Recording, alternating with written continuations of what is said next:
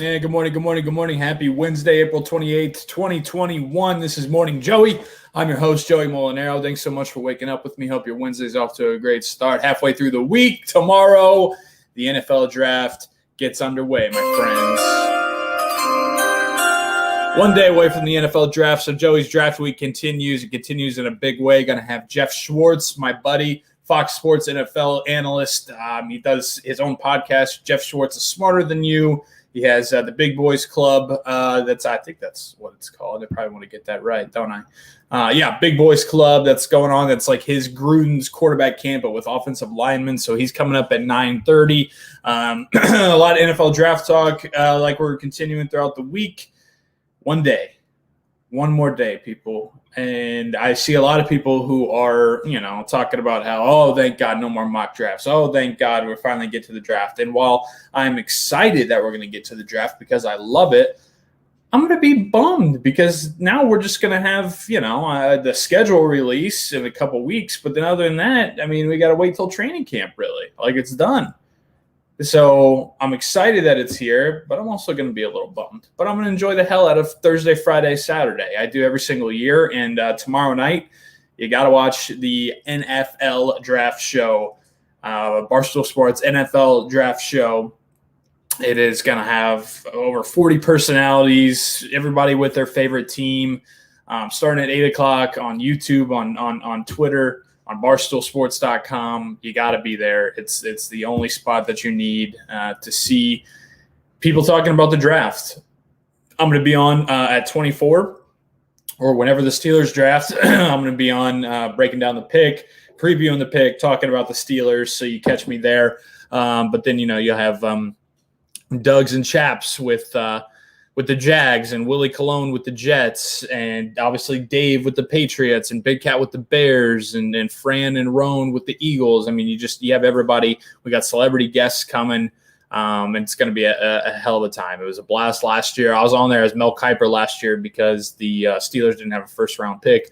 This year, I just get to be me. Maybe throw a little Kiper in there, but just get to be me and talk about the Steelers when at 24 or whenever they pick. If you missed it yesterday, had a extensive conversation with Alex Kazora from Steelers Depot covering all things Steelers draft, whether or not he likes Najee Harris there. And we're going to talk with Geoff Schwartz about that too. My Colts fans, I talked with Kevin Bowen yesterday. If you missed that, it's all on this channel, baby.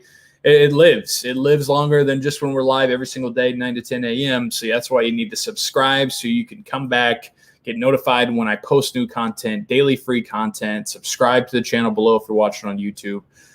If you're watching on Twitter, go ahead and search Cup of Joey or youtube.com/c/Cup of Joey to go and find the channel and subscribe. So I appreciate you guys as always. Really looking forward to tomorrow night, the Barstool NFL Draft Show. And then on Friday, got the Pittsburgh Draft Show. I'm going to be doing a Steelers-centric, Pittsburgh-centric look at the draft on Friday night. Just me, but I'm going to have special guests. It's going to be me and friends. And I'm working on a really, really solid list of guests. So all of my Steelers folks, my Pittsburgh folks, look forward to that. Friday night, 7:30 on this channel. It's going to be a Pittsburgh, a Steelers-centric draft show, looking back at the round 1 pick, looking ahead in rounds 2, rounds 3, and then even on Saturday, and really, really excited about it. So a huge weekend, and I hope you get on board because it's going to be a lot of fun. All right, I got a new addition to the shelf. Anybody see it? What do we think? Yeah, baby. I added Baby Yoda yesterday, and now I got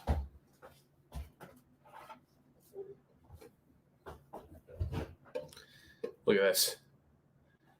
Mando and Baby Yoda. Huh? A Funko Pop Mando with Baby Yoda in his arms, and he's got his what do you call it? What do you fucking call it? No disintegration. He's got the disintegration. He's got the disintegration gun right here, back here. He's got Baby Yoda in his arms, and he got the bobblehead, the Funko Pop Mando. Look at this shiny bucket on his head right there. So that's the newest addition to the shelf. Right here, newest addition to the shelf. You got Baby Yoda that I added yesterday. Rich Eisen autograph photo, personalized. Joe Burrow Coach O, and then Mando. So really, really excited about it. I'm going to do one a day. And I've had some people who have hit me up and be like, hey, would love to send you something to put on the shelf. If that's something that interests you, you know where to find me. Send me a message and we can work something out. And I would love to, if it's within reason, if it's something that I would like, that would fit the show, that would fit my personality. Yeah, I'll throw it up there and give it a shout out. So I'm liking it. It's coming. We're filling things in here, baby.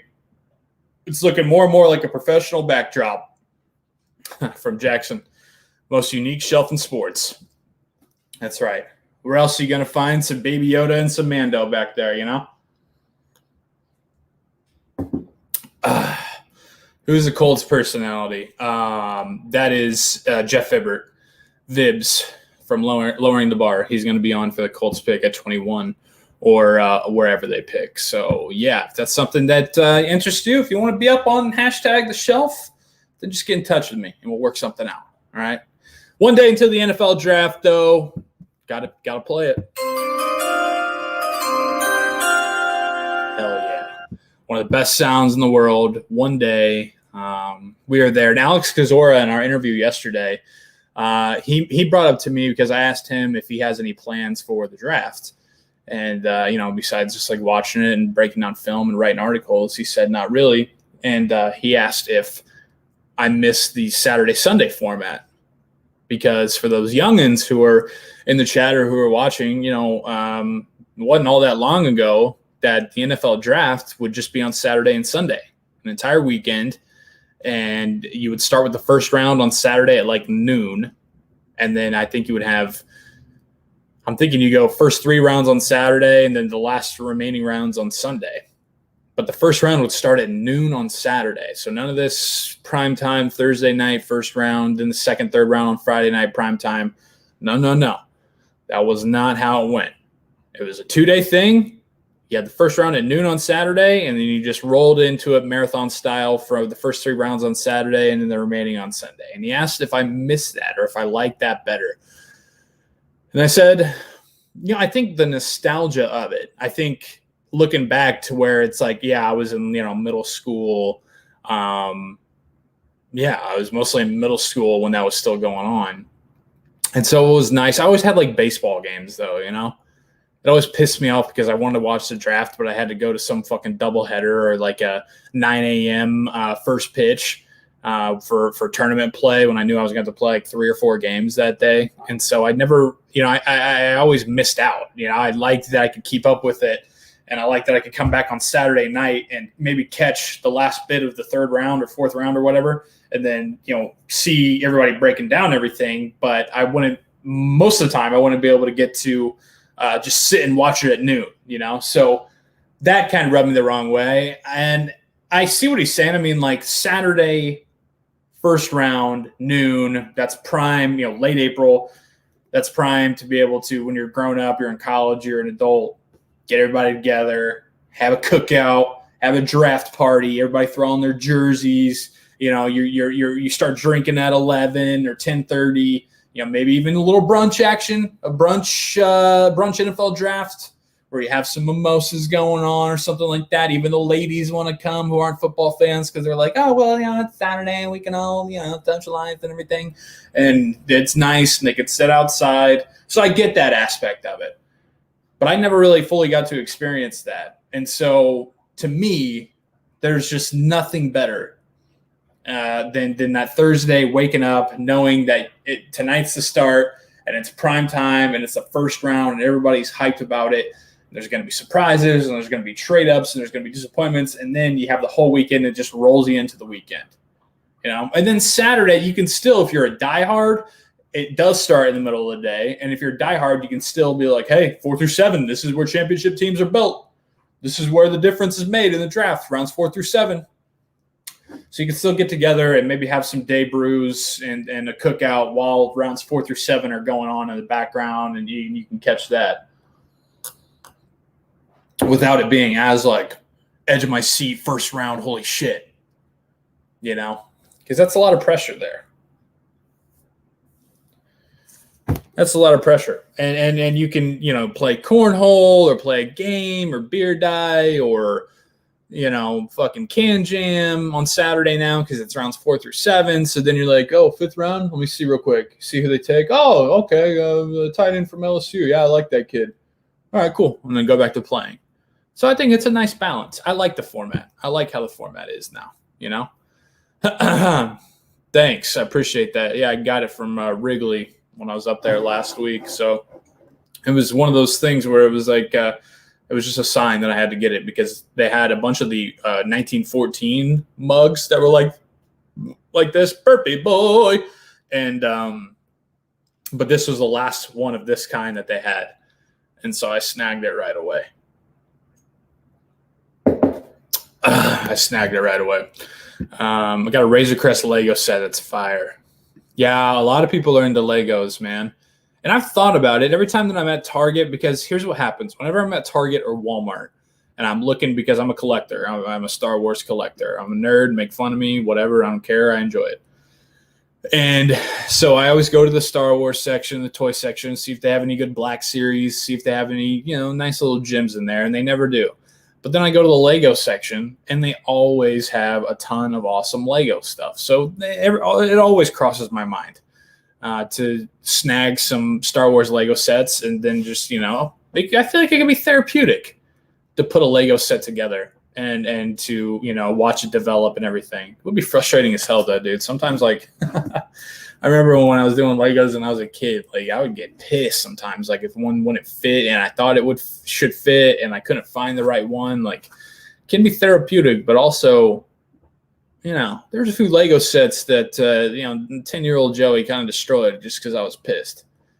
Now, does that mean that I should probably look into why I was so pissed? Yeah, probably. Should I go to a therapist? Maybe. But it's all good. Legos will do that. They'll piss you off. So, yeah, I like Thursday, Friday, Saturday. I think it's the perfect format. Thursday, just one round. Friday night, it just digresses little by little into the weekend. It's a smooth letdown into the weekend. And then you're like, oh, well, sick. I was excited about Thursday, Friday because of the draft, and now it's Saturday, and we still got draft on, and we're good to go. So I like the new format.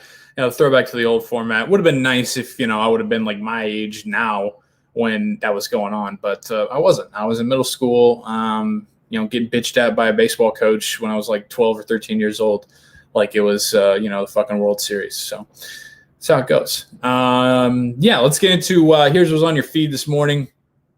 If you're waking up to scrolling on your feed, you'll see Antonio Brown signed a 1-year, $3.1 million deal with Tampa Bay.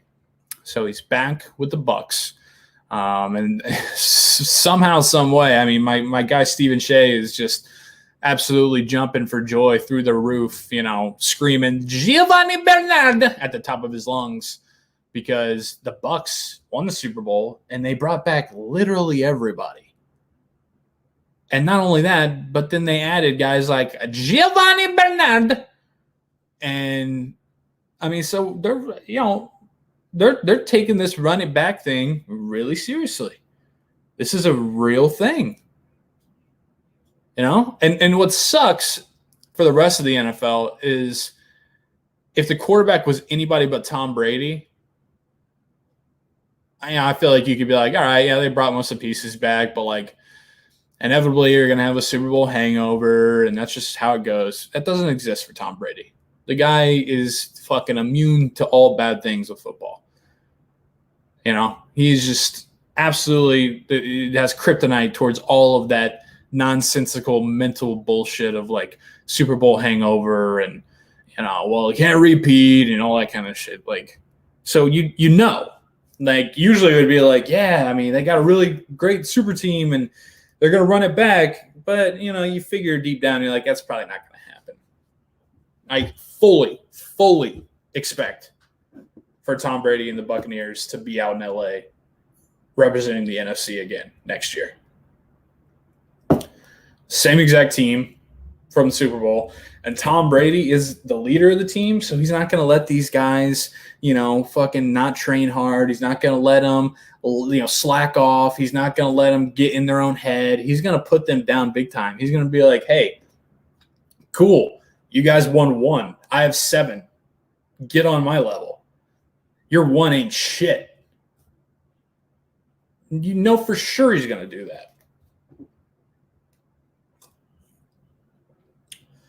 And the guys are going to listen to him. And, yeah, man, I mean, good for Stephen Shea. Giovanni Bernard. But I have that shirt. I'm going to wear it tomorrow or Friday or something. He sent it to me. You should get it. It's a great shirt. But, yeah, Antonio Brown back 1 year, $3.1 million with the Bucs. Him and Tom Brady just work together. They work really, really well. From Jackson, Keurig, Nespresso, or coffee pot? I don't think either. Hey, Ryan, what's that thing we have? What's the coffee thing we have? Oh, a Ninja Hot and Cold Brew. Ninja Hot and Cold Brew, Jackson. It makes tea too. Makes tea as well. It was a really nice wedding present. So, yeah, it's good. I mean, a little cold brew. You can set the alarm, or not the alarm, but you can set it to where it's like, hey, 7:30. This thing start brewing. And then all of a sudden you're just waking up, you're rolling around in bed and you hear the phone.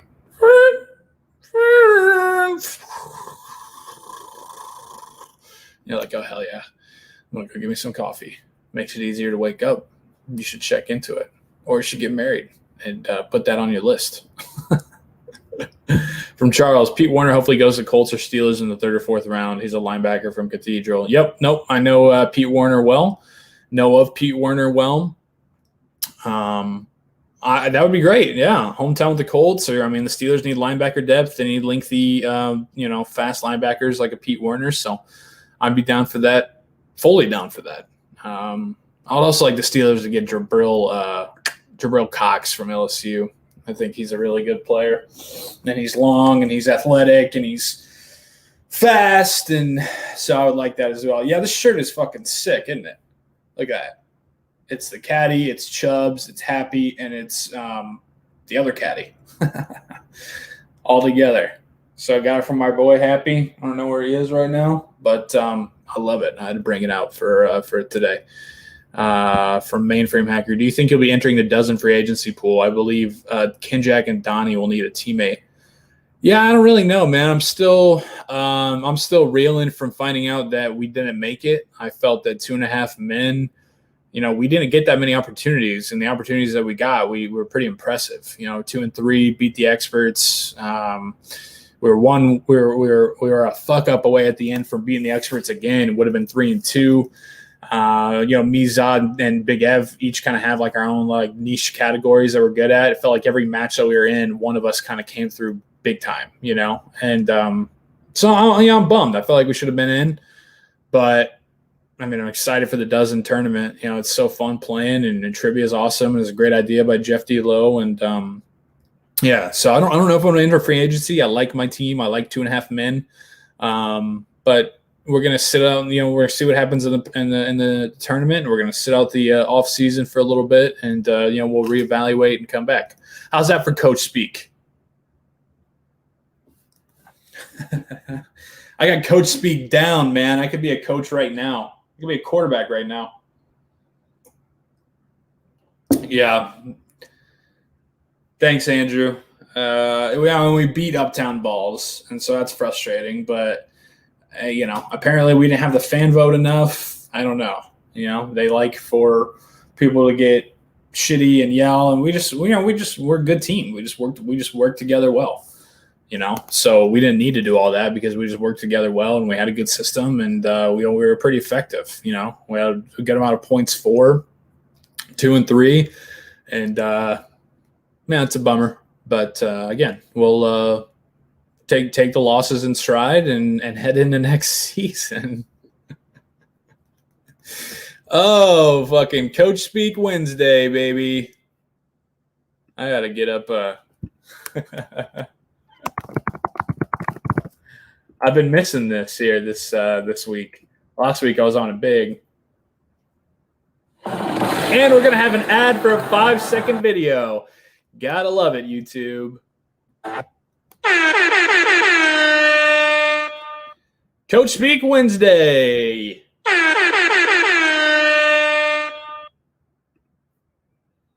I can't help it, dude. I can't.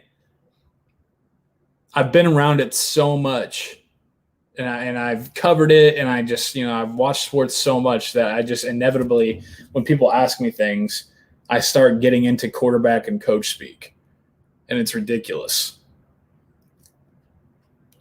Yeah, Jackson. Brillo, I like that. It's a cool nickname too. Jabril Cox. I want him to be a Steeler so badly. He was at North Dakota State, and then he goes to LSU with my Tigers, and kind of a disappointing year for the whole team and the whole program down there. It's all right. I'll be back next year.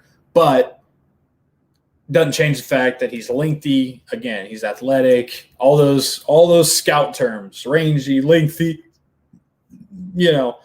dynamic, versatile. And I would love him on the Steelers defense. That would be phenomenal. Him and Devin Bush paired up together. Come on. Come on. Hey, look at this. Ola from Ireland. So we're doing Hawaiian greetings from Ireland. How about that? Hawaiian greetings from Ireland to somebody in the continental United States. Look at that. What's up, Kyle? Thanks for watching, man. What else is on your feed this morning? So Dr. J, Julius Erving, doesn't have LeBron in his top 10 because of his role and what Dr. J says, super teams.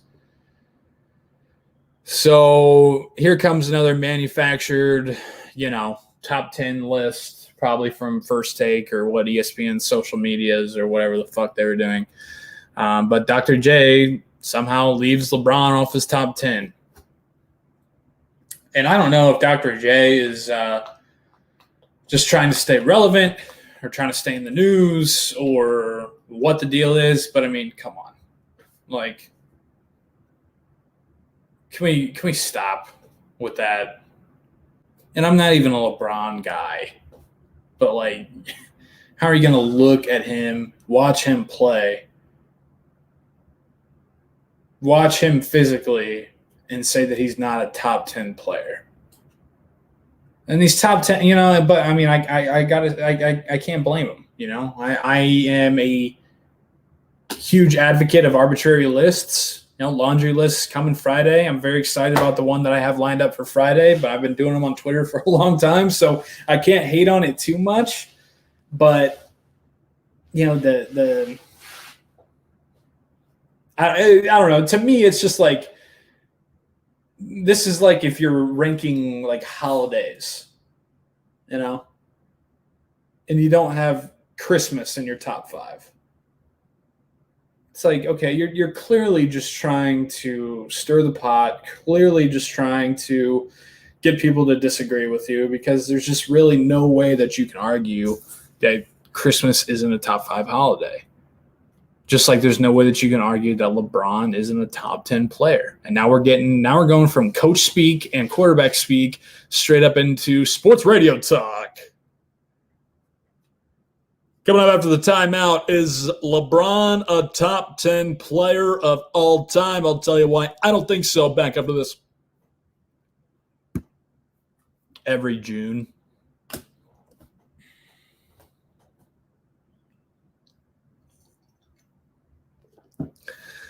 Should Pete Rose be in the Hall of Fame?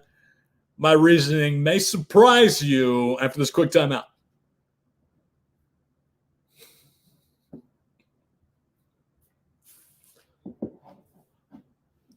Before last football season, before Tom Brady won without Bill Belichick. Is it Tom Brady or the system? I'm going to tell you why I think that system just may play not elsewhere right after this. Brought to you by Tim's Tiny Clocks.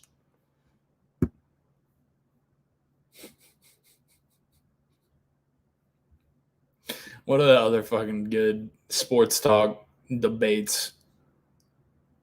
Pete Rose Hall of Famer. Top 10 lists. Would MJ be the GOAT in today's game? Coming up after the quick timeout on the other side, would Michael Jordan be able to survive in today's day and age? I'll tell you why I don't think it's as possible as what you think after this.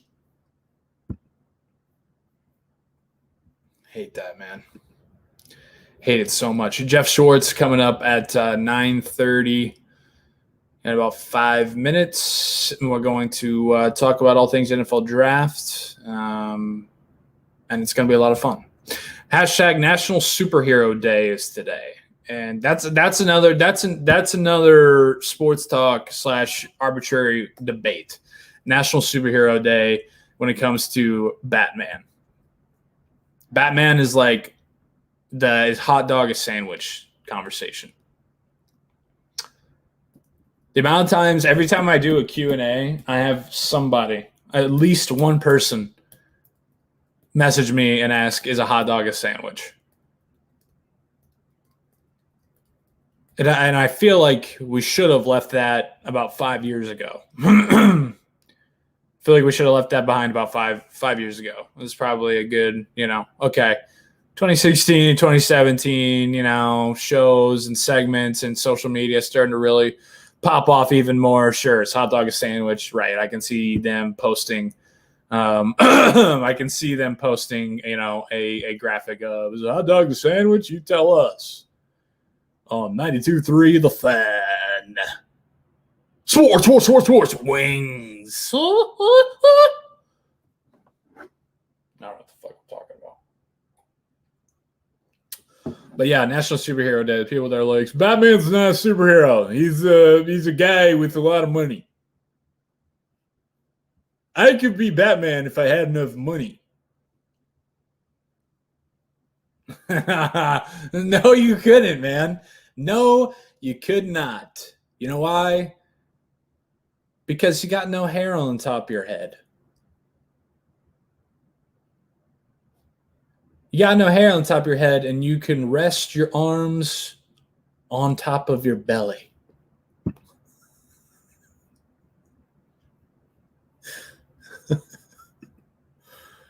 No. What's a superpower? What's a superpower then? Tell me. I don't think he's a superhero. He's just a guy with some really cool gadgets.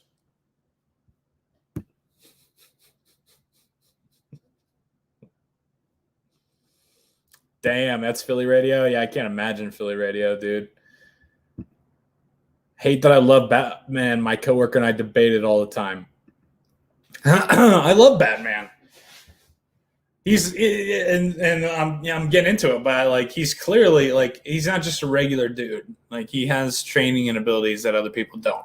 Sure, he has a lot of access to cool toys and gadgets, but hey man, I don't see anybody else out there doing that shit. Like in the Dark Knight when those dudes do try to be Batman, then he's like, "That's why I'm not wearing hockey puffs." Rachel!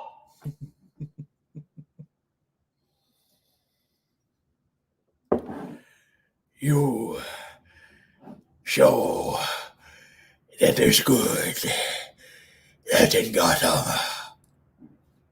I love The Dark Knight. It's one of my favorite movies. So don't get it twisted why I tell you why The Dark Knight is a top 5 movie coming up after this. Man, what a show today. Joey is just getting wild, man. Anything that comes to his head, Joey's spewing out.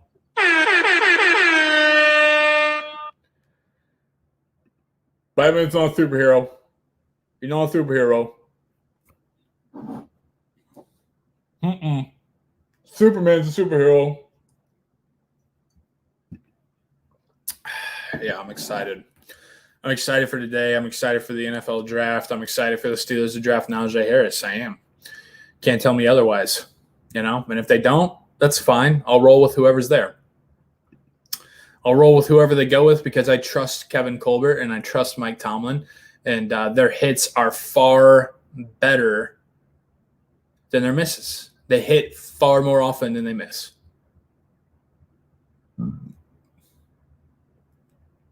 2005, Heath Miller. 2006, Santonio Holmes. 2007,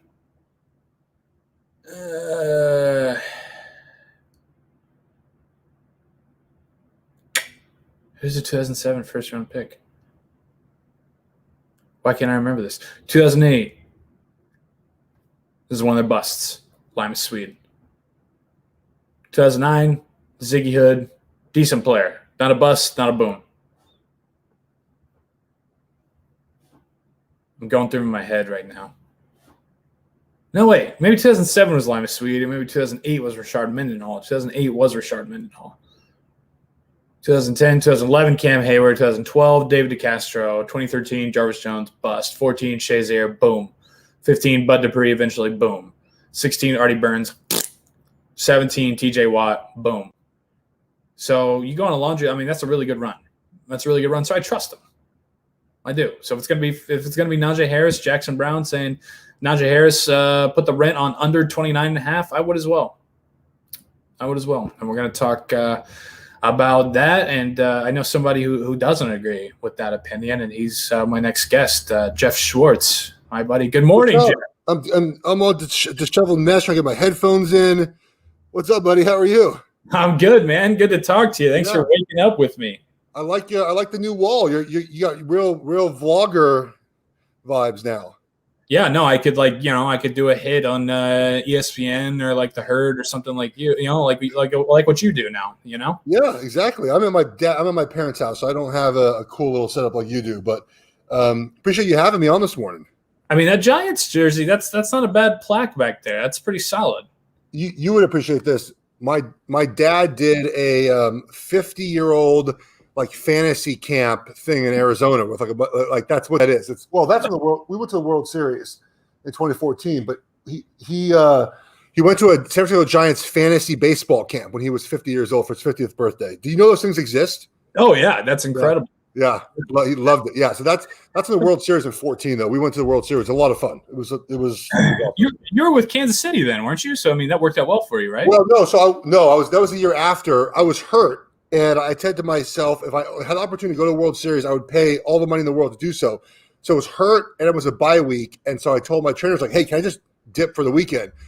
So I flew last minute to San Francisco, surprised my dad for his 60th birthday. He drove it from LA. And we went to the game, and the Giants won 11-4. It was the most fun I've ever had. I spent all the money I could to make it happen. It was a ton of fun. That's awesome, dude. Yeah, that's one of my biggest regrets is, when the Cubs were in the World Series in 2016. I didn't go up there. I wouldn't have gotten a ticket because they were so expensive, but just not even going up there, I still regret it. So that's awesome. Would you have just stood outside? Yeah, I think I would have done that and just kind of been around the scene, probably watched outside of a bar or inside a bar or something. And, I taking my dad there. Yeah. How terrifying was it in the rain delay? Now, I fell asleep, so I woke up in the morning and saw the ending. How were you feeling during the rain delay? Yeah, it's funny. I joke about so I was so stressed out and nervous that I actually was doing like a Budweiser an inning, starting at about the third inning. And so there's kind of a hazy, when I got to, luckily when Chapman gave up that home run to tie it in the eighth, it was kind of hazy, because I was, 8 or so Budweisers deep. And so I was there, fully there. And then I sobered up a little bit and enough for the ending. But the rain delay, I think I was surprisingly calm. I think I had kind of come to grips with, look, this is just how it's going to be. They're going to fuck it up. They've already fucked it up. And I just got to swallow it and accept it. And then, I had my low expectations and then they exceeded them. So there's a life lesson for you. Keep it low and then you'll get surprised. You know what I mean? Did you cry? I cried when the Giants won in 2010, the first one. It's the first time I cried, I think, since like high school. Yeah, no, I did. I fully the bottom of the 10th is definitely like I remember fucking every word that Joe Buck said. Like, yeah, that is very real. Sometimes when I'm down, I think about, it's gonna be a tough play, Bryant, the Cubs. I mean, I remember the feeling exactly, seeing him throw it across and like realizing, holy shit, this is happening. And I just fell to my knees, man. I fell to my knees, and my mom like came down and gave me a hug, and then we started crying. It was great. It was the best. Sports are the best, dude. I'll tell you, man. Like I said, and this is the Giants World Series game was the third year they won, was 14. It was like the most I've ever had at a game. Like and the Chiefs Super Bowl was pretty fun too, but they weren't. They were losing until those 7 minutes left. The Giants were losing a little bit early, and then they got a 7-run inning, and then the last 3 innings were just like a party. And sports are. And your Tigers won and LSU, and so LSU UCLA next year in the Rose Bowl. You should come out to the Rose Bowl. I should. And that's a great call. That's a big weekend this September because you got Notre Dame, Purdue at Notre Dame, and so obviously my wife went to Purdue, and a lot of my buddies went to Purdue, and then I grew up with a lot of Notre Dame fans. So like that's kind of a big thing that's happening here locally for me. But if I could find a way to do that, then that would definitely trump, because I've already been to Notre Dame. I've never been to the Rose Bowl. I've never been to LA. Never been to California. So, go out there and see LSU in week 1. Maybe I need to find a way. I like that idea. Should make it happen. All right. Yeah. How's the you got the Big Boys Club, right? Yes. Don't shorten that. Just keep it Big Boys Club. The Draft Academy, and it was a lot of fun. It aired last night. So we spent time look, I've always wanted to do this, a Gruden-style quarterback camp thing for offensive linemen, and I basically we begged their bosses to do it at Fox, and they much obliged. So last night was the first show. So we put a show in FS1. It was only supposed to be digital, and it went so well, they put it on air. And we're going to have many more episodes out digitally. We'll have the X and O's out, the video stuff out, the whiteboard out, because I think people want to learn about offensive line play, and it's a very fun topic to talk about. It's very misunderstood. Even yesterday, a lot of comments I got, and we only showed 1 or 2 plays per player, was like, "Why I didn't realize it was so detailed?" Yeah, I mean, it's like just like every other position, but it's tough to realize unless you've been in that spot. So I just want to teach fans about football, man. It's a passion of mine. I love coaching. I used to coach high school baseball when I was playing football during the season. In the offseason, I coach high school baseball in South Carolina. Like, I like coaching, and this is a way for me to do that here, is just kind of teach the offensive line play. That's awesome, man. Yeah, I love did you bring out the spoon? No, unfortunately. When I say this happened like last minute, like it was like, hey, do you want to do this? And we were like, my producer was like, hey, you want to do this idea? And I said, yeah, let's do it. Then it was dead, and then it came back, and it was like, okay, let's go to Dallas. Let's film this. No spoon. Next year, we'll get a better graphics package. Maybe we'll put a little spoon in there, and we'll have a laser pointer. I mean, it was like last minute. Like I was literally cutting up the film to show like the morning of, because we didn't have it ready yet. So I was sitting there in the gym as they were filming. The guys working out, like on YouTube, like cutting, like screenshotting plays to use, because you can't use the all 22. Yeah. Finding Fox's footage of Rashawn Slater against Chase Young and cutting it up and like getting ready. So it was like it was kind of a last minute thing. So next year I think we'll be able to get some. Yeah, the spoon will make an appearance. I'll get an extra long one. Maybe get like a telescopic spoon. Yeah, like a 10-foot, like what Damashek does with the 10-foot pole thing. Oh yeah, I had to do that one time. We used to have a podcast together. I brought in a PVC pipe, like a 10-foot PVC pipe I had in my garage. A failed experiment I was trying. My garage is just littered with failed things that I think I'm good at. I'm the worst handyman ever, really bad. But I buy stuff just to think I could do things. This by the way, this idea was, my dish was iced over, so I couldn't watch football on Sunday. So my idea was like, to put a scraper on like PVC pipes, and like, it was just a stupid idea. So yeah, 10-foot pole. I've used it before on a podcast. I think on the surface, I don't think it's a stupid idea. I think that's kind of a smart, like it's, like 2 + 2. It's like, yeah, I just put this together and then I scrape it off. Like, that makes sense. But then I can understand where then the execution of it it kind of gets messed up. The key, by the way, super soaker with water. That's how you do it. And if it doesn't like freeze up, it just like washes off. It washes off enough. It's not really the ice; it's like the snow. It was a little bit of snow, And so if you just get the snow off with the Super Soaker, a little hot water, Hot done. water. Yeah. So now I have I bought a Super Soaker just where the dish goes out once every 10 years in Charlotte. The dish might go out. I have a Super Soaker sitting in the garage for that. Nice. So Thursday, first round draft this weekend. You got the big boys club. You're focusing on the offensive linemen. Who do you like most in the first round for big guys? I know you're Oregon Penn State guy. Who do you like? Who do you think's getting overhyped on the offensive line heading into the draft? I really don't think we're having overhype, which is kind of nice. We really don't have a guy that I think is going to be in the first round where you're thinking, he shouldn't be there. There are a couple guys that might sneak up in the end of the first round, but the Chiefs trading out of 31, I think, tells you where the tackle class kind of is right now. There's that upper group, right? Penei Sewell, Slater, Vera Tucker, who I think is a guard, and then Darrisaw. Those are like the top 4 tackles. They'll be gone by 14, I think.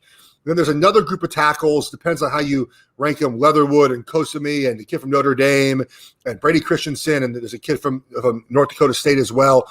They're the next tier, and they could be ready to play this year, but they're not a sure thing like the top guys. So the end of the first round could be interesting to see. There's some teams that could use tackles to see where they slotted, right? The Colts, they need a left tackle, but at 21 – you're not getting a left tackle. They're gone. So you're going to overdraft a left tackle at 21, which the Colts don't seem to ever do. So the Colts, I think, are trade back in the second round, grab yourself a tackle. Tavon Jenkins is kind of the next guy. He's kind of in between, I think, both tiers. He's a right tackle in the NFL. Yeah. The Colts aren't drafting him. The Titans at 22 feel like a spot. It's perfect. They need a right tackle there. So I don't know if we're going to have that many surprises because the Chiefs, again, to my point, I think they're telling you we don't know if there's a starter at 31. We'll just trade for Orlando Brown, and we feel good about that. The one guy that I think is pretty interesting is Landon Dickerson from Alabama, who's a center and guard. In my mock draft, I put him to Pittsburgh at 24. Okay. And now, again, Pittsburgh, don't draft a running back, please. Just don't do it. But they might. It sounds like they.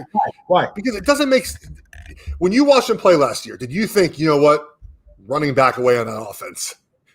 I mean, I didn't think running back away, but I certainly feel like there's an upgrade available at running back. I feel like you should upgrade the offensive line first and then do the running back later. But wouldn't you, if that's the case, and I definitely understand that they do need to reinvest in the offensive line, but if that's the case and you draft a Chuba Hubbard in the 4th round, aren't you essentially just having another James Conner? You can win with those guys, though. We're seeing in the NFL, you can win with 3rd and 4th round running backs.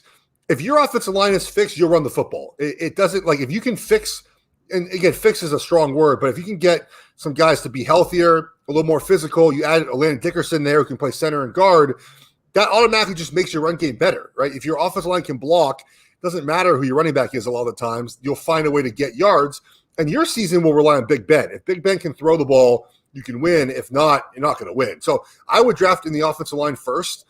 In that position, it sounds like they're going to draft a running back. I would invest in the big boys up front.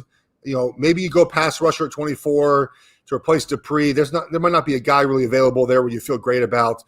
I just wouldn't address running back so early. I mean, Chuba Hubbard is a great backup plan. There's a kid out of Oregon State, Jamar Jefferson. I think it's fabulous. He'll be a 4th round draft pick. He'll be a pro in the NFL for a ton of years. He can catch the ball. He can run the ball. I don't know if you need to address that in the first round. Najee Harris, again, great talent. I don't want to say he's not. Watch him play. He's very talented. But I don't think the value is there for Pittsburgh. Running back is a position like the Chiefs did last year. You can make an argument they should have gone somewhere else. It's like a luxury item, right? Your pass rush was set. Your secondary was set. Your offensive line was set. Okay, let's add that. But the Steelers' offensive line is not set right now. I'd go address that position first. Couldn't you make the argument that I've been telling myself, because I'm pretty much accepting that they're going to take Najee Harris at 24, that if you take Najee Harris at 24, then your next 2 picks, you could still maybe get a guy like Liam Eichenberg, a guy like Quinn Meinerz from Wisconsin. Like, one of the, pretty much anybody from fucking Iowa or Ohio State or Wisconsin. And then go in there and you're adding that depth. But at 24, you're not overdrafting. You're getting the best available player at that position. No? Yeah. Well, okay. So best player available is interesting discussion. Where's Najee Harris going to be compared to Landon Dickerson or to Creed Humphreys? I kind of talk out of 2 sides of my mouth because I am a big fan of best player available. I think it's the best way to draft, especially if you have your quarterback, right? Because we see this often where teams draft someone best player available and you don't think they need him, right? Oh, they don't need this guy. And it ends up the starter gets hurt. And the guy they drafted comes on in and saves the season. So I get that idea of best player available. And if the board breaks out to where Najee Harris, you've graded him as 10, 15 spots better than the next offensive lineman, I guess go take him, right? I mean, I can't contradict myself by saying, but best player available should also include the value of the position. And the argument that you make is what the Bengals make. Oh, we could just get our lineman later. We'll just draft him later. Are you sure he's going to be there at the end of the second round? I can't, but I can assure you that Chuba Hubbard will be there. So so then staying in the AFC North, you are adamant that Jamar Chase should not be the pick at number 5 for the Bengals. Again, I wouldn't do that. Look at the best. I tweeted this out. Bengals fans got pretty pissed. The top 4 offensive lines, the last 4 Super Bowl champions, right? 2017 Eagles offensive line, fantastic, right? Best in the NFL. 2018 Patriots just rolled through the AFC playoffs. The Chiefs in 2019, all-pro right tackle, Pro Bowl left guard. Look at the Bucs last year. Added Tristan Wirfs, all-pro player. Ryan Jensen at center is great. Kappa and left guard's an all-pro level player. Like they added, Marpet. They added a bunch of guys to help the offensive line. And yeah, some of those guys were drafted in the 7th round, in the 3rd round, in the 4th. But you can't guarantee those guys are going to pan out. I can guarantee you Penei Sewell is going to pan out for the Bengals. They're going to draft Jamar Chase. They're going to do it. We all know they're going to do it. And he can be a special player, but I'm just down on, and generally speaking, like the idea that wide receivers and running backs, unless the other pieces, like the guts and everything is set, they're going to help you win a Super Bowl. I would draft Kyle Pitts ahead of Jamar Chase, for example. I'm not saying they have to take an offensive lineman. I think Pitts is special at that position. It's a position where it's tough to find. A lot of offenses don't have an elite tight end. They're really good. I'm fine with that. The Chase thing doesn't feel like, look at the history of the NFL. How many times has the first wide receiver drafted in the draft been the best wide receiver in the class? It's hard to find that, right? Like you can find a good wide receiver in the 2nd round, but they're going to draft Chase. We know what they're going to do. It's no surprise. Yeah. I mean, there's a few of the stats that are coming out, not stats, but just like looking back at the 2017 draft, you had Corey Davis, John Ross, and I forget who the other guy was, but they all went in the first 12 picks. Yeah. Corey Davis has, been a solid player, but not the top, not the 5th overall pick. John Ross has been definitely a bust out of Cincinnati. So that is scary to think about in that term. All right, let's move to some quarterback talk. You're a lineman guy, you like to show the quarterbacks and everything. But obviously heading into tomorrow night, Mac Jones, number 3, that's like all the talk. Is it going to be Mac Jones? Are they smoke screening? What do you think San Francisco is going to do? What do you think they should do? Oh, it's a great question. What they should do and what they're going to do are a couple different things. So the only name they haven't mentioned is Justin Fields, and that's why I think they're going to draft Justin Fields. Like they've never been tied to him at all, which is often we find out like, oh, you haven't been tied to that person? You draft him. Like how many times have you heard a draft pick say when they've been drafted by Pittsburgh? How many times have you talked to Steelers in the draft process? None. They've never called me. We submit the combine. Like that's the kind of the way it feels like it goes because they're not talking about Fields. Here's my thing with Mac Jones. So, we've not seen kind of a lower trait quarterback like him succeed in the last 5, 6, 7 years out of the draft, right? We're seeing these big trait guys, whether it's Herbert, Allen, even Kyler Murray, smaller guy, but big arm, right? Can move, can be mobile. Lamar Jackson and Pat Mahomes and Deshaun Watson, right? These guys that are big, strong, athletic, physical, great arms, can move. Mac Jones is very smart, very cerebral, but I don't know if you consider him with a fantastic arm. He's more mobile than people give credit for, but that's not really his game, especially in the NFL. So we haven't seen a guy like that succeed. But here's my thing with the Niners. People say this, and correct me if I'm wrong on this argument. They say, hey, Kyle Shanahan is a great offensive coach. I agree with that. His dad was a great offensive coach as well. And the scheme allows average straight quarterbacks to become above average, right? We've seen it now with Jimmy G, obviously. We saw it with Jared Goff, with Baker Mayfield. We saw it with Case Keenum, like all these guys in this offshoot of the Shanahan offense. And then, look, Matt Ryan, who doesn't get the credit he deserves, in my opinion, he's an elite trait guy, though. He made him an MVP, right? And we saw Aaron Rodgers. Well, yeah, and we saw Aaron Rodgers last year. It was an elite trait guy, obviously, in this offense, win the MVP. So the argument is that, well, Shanahan likes these lower trait quarterbacks, so he's going to draft Mac Jones. But what if he had the opportunity to draft a guy with higher traits, with higher upside, with the ability to be mobile. Wouldn't you take that guy? Because if the offense is so good, it will take Trey Lance and Justin Fields to another level. The offense is so good, it'll make them. And then you add in the mobility of Fields, the mobility of Lance. Lance played in the most like pro-ish style offense, but obviously not a lot of reps. So if you draft him, maybe you have Jimmy G for one more year or maybe 8 games, and then you play Lance and you trade Jimmy in the offseason. So I just don't buy that they traded up 2 spots for Mac Jones, 2 first-round draft picks next year for Mac Jones. But even if it is Mac Jones, this wavering they've been doing the last couple of days is very odd to me. I feel like something happened behind the scenes that moved them off of Mac Jones, if that is their guy. Again, I don't think it is, because they're he said they feel good about like 5 guys. They're really talkative. Like, I don't remember a team trading up. Like, were the Rams this talkative with Jared Goff when they traded up to 2? That way. It seems pretty much like, they're going up to get Goff, So I just don't really – that's why I think it's Fields, Matt. Like, it's been Trey Lance, it's been Mac Jones. The betting market, I think, as of this morning, has Trey Lance as the favorite. I'm sticking with Fields until proven otherwise. But if Mac Jones doesn't go 3, who's drafting him? Yeah. Let's say, again, from a Steelers perspective, let's say that one of these quarterbacks does fall. Do you think that Pittsburgh should or would go up and take him if they can move up a few spots? Or if one of them somehow, I doubt it happens, but if they somehow fall to 24, do they say, well, we can't pass up on this? It's a great question about the future building of the Steelers, right? So Big Ben has 1 year left. Is that basically the sentiment? Yeah. So do you go all in on Ben this year? You draft him a center, you draft him a weapon, you draft him a running back and say, hey, we're making a push to win this year. Or do you draft for the future? That's the kind of dilemma that you're in here. And I think that Ben would argue, hey, give me some weapons, right? Like, help me out a little bit. I think he would feel in the same way that Aaron Rodgers felt with the Jordan Love thing. But does drafting a quarterback also motivate him to play better? In my podcast, we did a mock draft, and my buddy drafted Davis Mills to the Packers to motivate Aaron Rodgers. Just because, why not, right? Like, so maybe drafting the quarterback of the future motivates Big Ben into being better. I don't think he needs any more motivation after the way last season ended. But if it's Mac Jones, I don't know if it's Justin Fields or Trey Lance, which again I don't think they get to 24. Maybe you go in on that, but it's always a dilemma for teams. Do you go now? If you're the Steelers and you're in the building now, do you feel your Super Bowl caliber? Like, you feel like you're a Super Bowl team? I mean, you always think that. Obviously, things break right here and there, but that's the question that Colbert and Tomlin have to figure out is, are we Super Bowl caliber this year, or do we start phasing out Ben and kind of get ready for the new wave of the Steelers after the season? Yeah, it's a weird spot. It's a weird spot to be in for sure. All right, what Thursday night?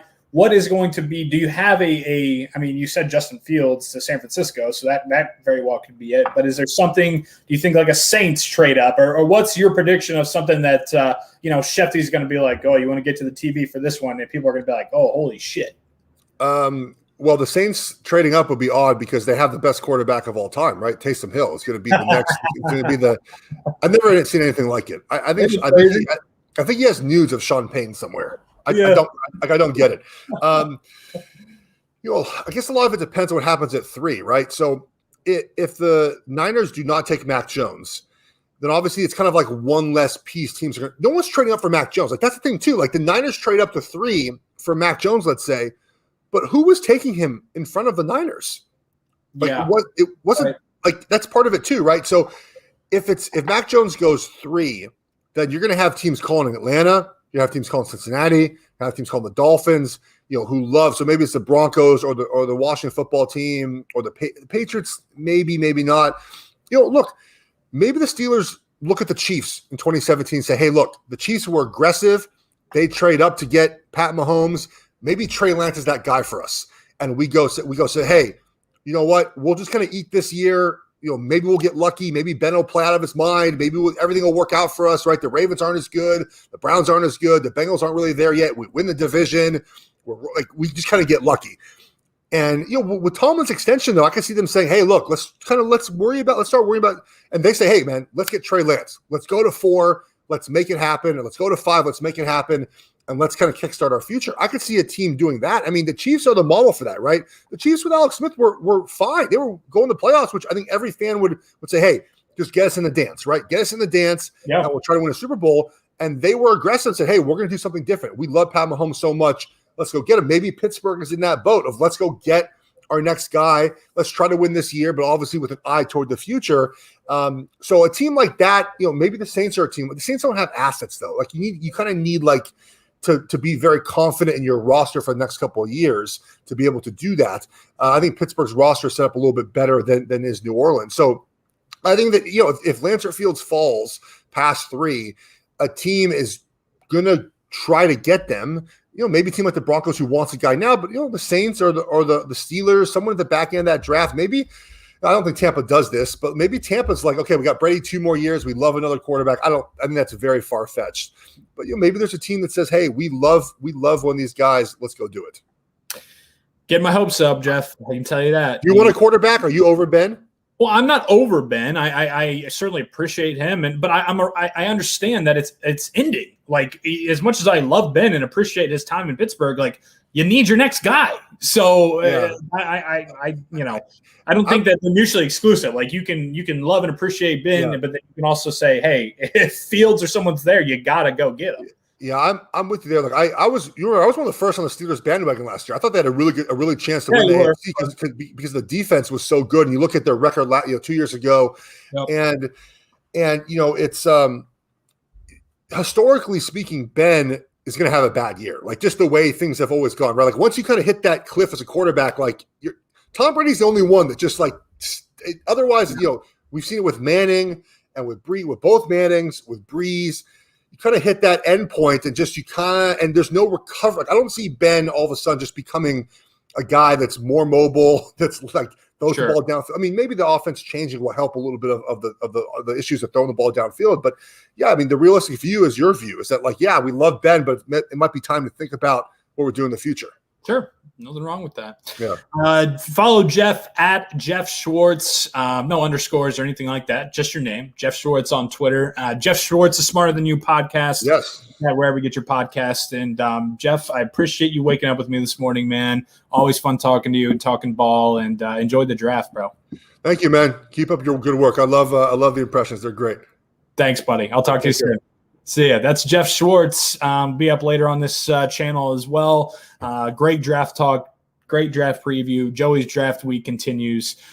So thank you for watching this morning. I got to run to get to going deep, recording with a very special guest. So you're going to watch out for that. But then subscribe below if you're watching on YouTube. Need those subscriptions to keep going up. I appreciate you guys as always. The links to the merchandise are below on the YouTube description as well. So get your Barstool Indie merch, get your Cup of Joey mug, get your Juju One Last Ride shirt to head into 2021 with. Tomorrow's draft day, baby. Tomorrow's draft day. We are excited. Let's go. One more air horn for the road. Draft day. That's tomorrow. Thanks for waking up with me. Hope you have a great Wednesday. And tomorrow I'll talk to you live at 9 on NFL Draft Day.